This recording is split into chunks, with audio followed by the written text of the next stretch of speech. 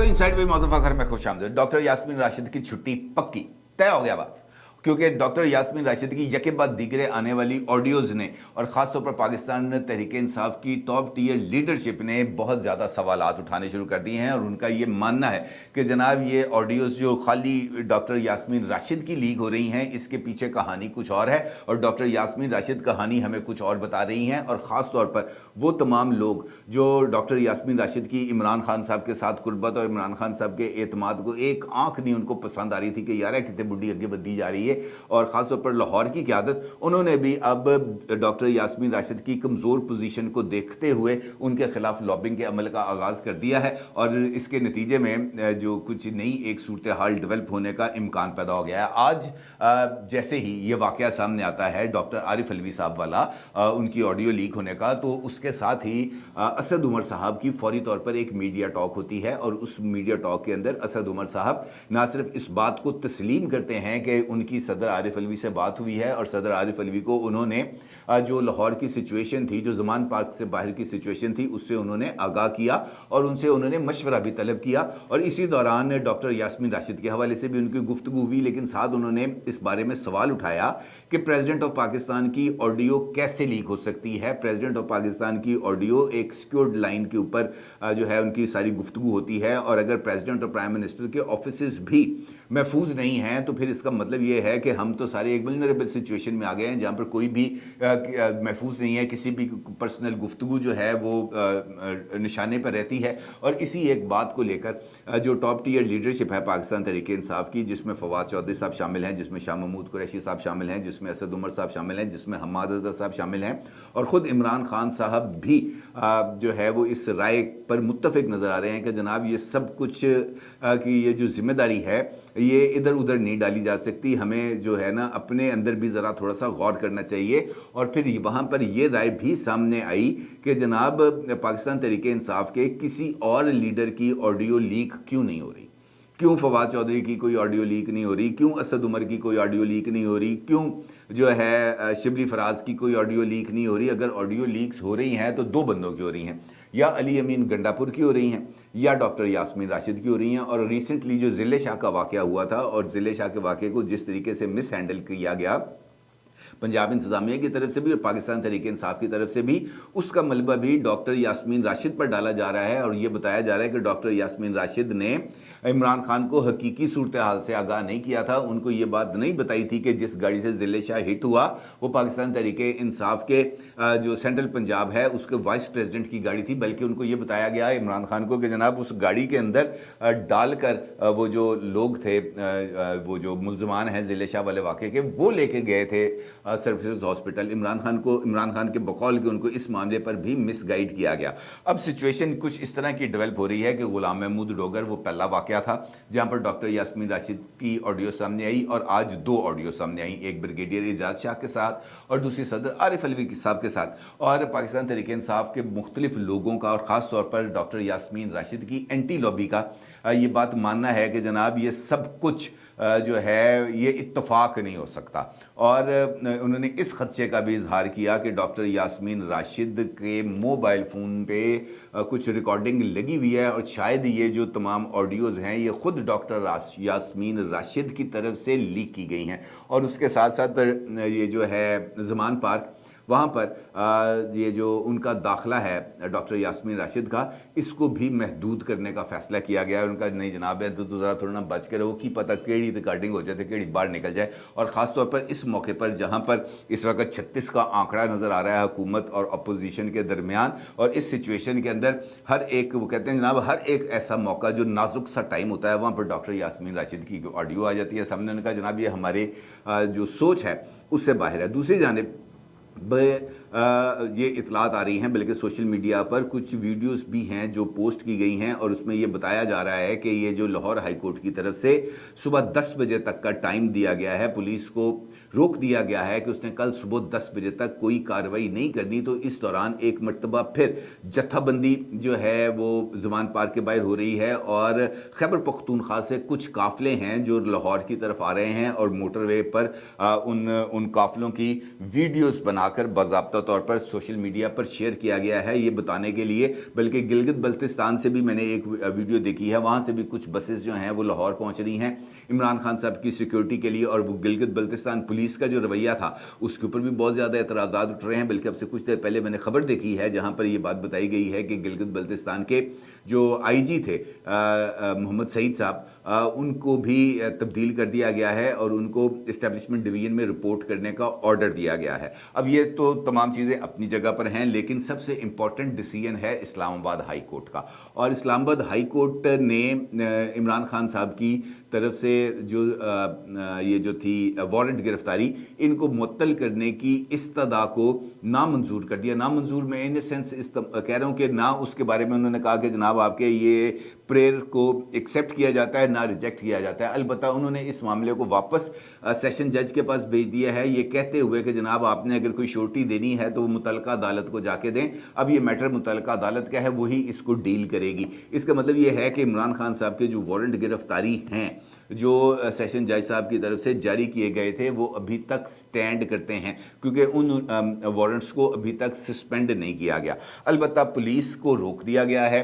کارروائی کرنے سے، اور اس کی وجہ بتائی جا رہی ہے پی ایس ایل، اور پی ایس ایل کے بارے میں یہ بتایا جا رہا ہے کہ جناب جب تک یہ میچ ختم نہیں ہوگا، جب تک وہ ٹیمز جو ہیں پی ایس ایل میں آج جو پہلا ان کا میچ ہے، یہ جو کوالیفائر ہے، یہ جب تک ختم نہیں ہوگا اس وقت تک یہاں پر کسی طرح کی کوئی ایکٹیویٹی نہیں ہوگی۔ اب اس دوران جو لوگ ہیں وہ زمان پارک کے ارد گرد جمع ہو رہے ہیں، اچھی خاصی تعداد میں لوگ وہاں پر جمع ہیں، خیبر پختونخوا سے قافلے آ رہے ہیں، گلگت بلتستان سے قافلے آ رہے ہیں، اور اگر یہ لوگ وہاں پر موجود رہتے ہیں، جس کا خاصی حد تک امکان ہے کہ یہ لوگ وہیں پر قیام پذیر ہوں گے، تو اس کا مطلب یہ ہے کہ کل جب صبح 10 بجے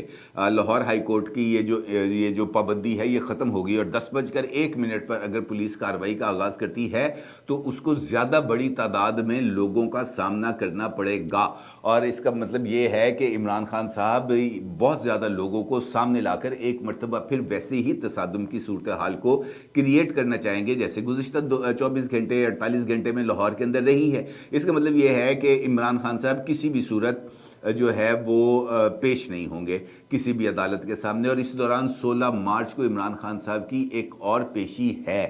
جو وارنٹس ان کے سسپینڈ کیے گئے تھے سیشن جج کی طرف سے، وہ وارنٹس کی جو معطلی ہے وہ 16 مارچ تک ہے۔ اس کا مطلب یہ ہے کہ اگر 16 مارچ کو عمران خان صاحب اسلام آباد کی عدالت میں پیش نہیں ہوں گے تو ایک مرتبہ پھر ناقابل ضمانت وارنٹ ہے۔ اس کا مطلب یہ ہے کہ عمران خان صاحب کو کسی نہ کسی صورت میں عدالتوں کے سامنے پیش ہونا پڑے گا، چاہے وہ والنٹرلی وہاں پر پیش ہوں، چاہے وہ جناب پولیس ان کو کسٹڈی میں لے کے پیش کرے، اور زیادہ آسانی حل تو یہی تھا کہ عمران خان صاحب قانون کا احترام کرتے ہوئے سرنڈر کر دیتے، جس کا مشورہ ان کو شیخ رشید نے دیا۔ باقی تو کسی نے غیرت کھادی نہیں کھادی، شیخ رشید نے کھا لی، اور شیخ رشید نے اس بات کا انکشاف بھی کیا ہے۔ انہوں نے کہا جناب یہ مجھے نہیں سمجھ لگ رہی کہ عمران خان گرفتاری سے اتنا کیوں گھبرا رہے ہیں۔ گرفتاری تو انہوں نے کہا جناب یہ جو جیل ہے یہ تو سیاستدان کا سسرال ہے، میں تو کہہ رہا ہوں کہ مجھے مزید بھیج دیں جیل میں۔ اور انہوں نے اس بات کا بھی انکشاف کیا شیخ رشید احمد صاحب نے کہ حالیہ دنوں میں ان کی جب عمران خان صاحب سے ملاقات ہوئی تھی تو اس ملاقات میں انہوں نے خود عمران خان کو یہ مشورہ دیا تھا کہ یار ایویں ایڈا پنگا نہ کر، اتنا زیادہ کھلارا نہ ڈال، گرفتاری دے دے، کچھ نہیں ہوگا، ایک مرتبہ یہ گرفتاری ہو جائے گی، یہ سب کے جو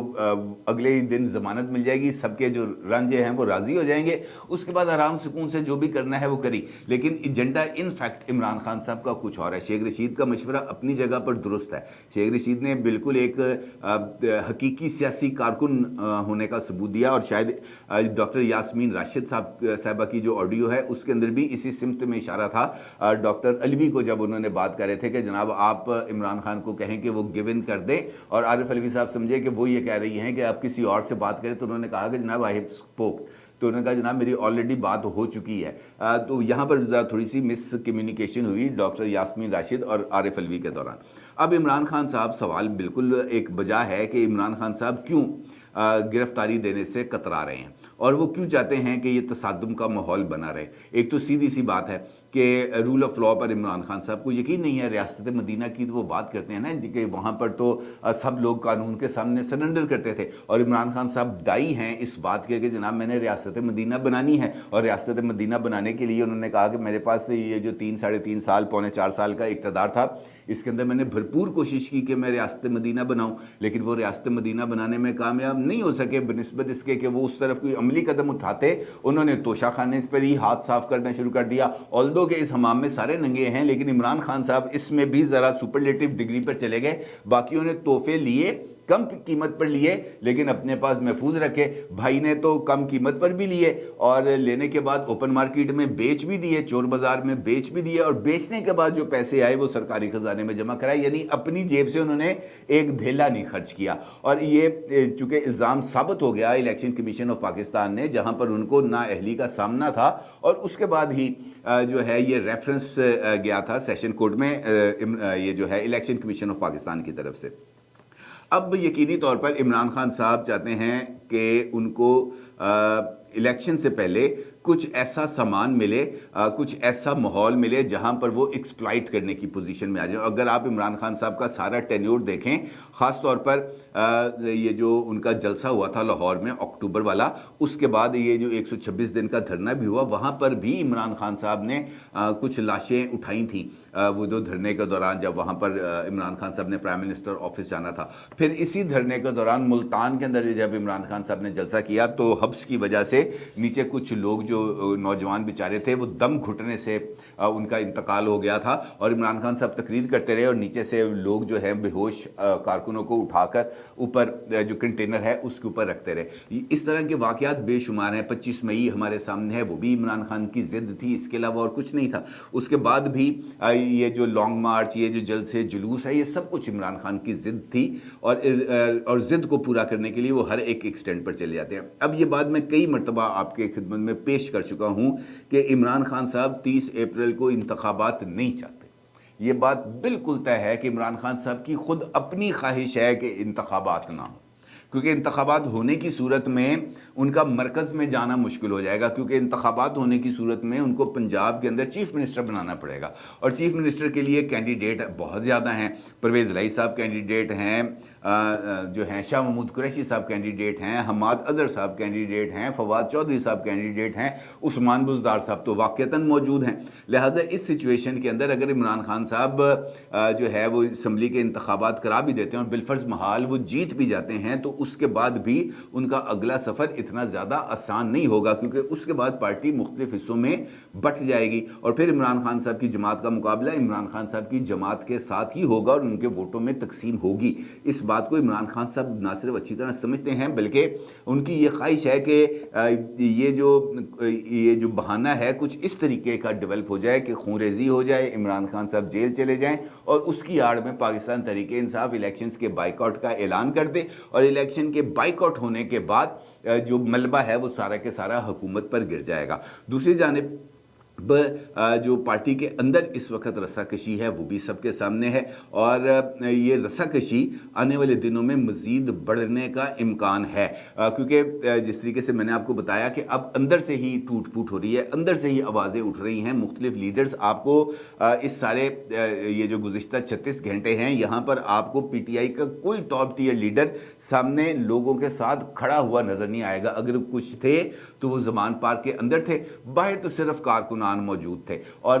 گرفتاری کا جہاں تک بات ہے تو میں نے آپ کو بتایا کہ شیخ رشید نے خود اس بات کا اعتراف کیا ہے. چند دن پہلے انہوں نے ایک ٹی وی انٹرویو میں بھی اس بات کا ذکر کیا تھا. انہوں نے اس بات کا ذکر کیا کہ جناب گرفتاری دینی چاہیے, تو مجھے یاد آیا کہ آصف علی زرداری صاحب کو بھی اسی طریقے سے وہ جو نوٹسز تھے وہ سر ہوئے تھے, اور وہ بندہ ہنستا مسکراتا ہوا اپنے ایک طرف آصفہ اور ایک طرف بلاول کے ساتھ آئے, اور آ کے گاڑی میں بیٹھ کے نیب والوں کے ساتھ چلے گئے. شاہد خاقان عباسی کی مثال ہمارے سامنے ہے. ان کی گاڑی کو روکا گیا, پولیس نے کہا جناب آپ کو گرفتار کرنا, انہوں نے کہا جناب وارنٹ ہے, انہوں نے کہا جناب یہ وارنٹ ہے. وہ گاڑی سے اترا, ان کی گاڑی میں بیٹھ کے چلے گئے. کہنے کا مطلب یہ ہے کہ یہ قانون کا احترام ہے. باقی بات اگلی آ جاتی ہے کہ مقدمہ جو الزام لگایا گیا وہ درست تھا یا غلط تھا, لیکن رول آف لا کے لیے رول آف لا کے سامنے سرنڈر ہونا بہت زیادہ ضروری ہے. لیکن عمران خان صاحب یہ سرنڈر نہیں چاہتے. وہ یہ چاہتے ہیں کہ وہ اپنی ایک سپریمیسی کو برقرار رکھیں, اور اس سپریمیسی کا तकाजा ये है कि तमाम के तमाम लोग उनके आगे झुके रहें,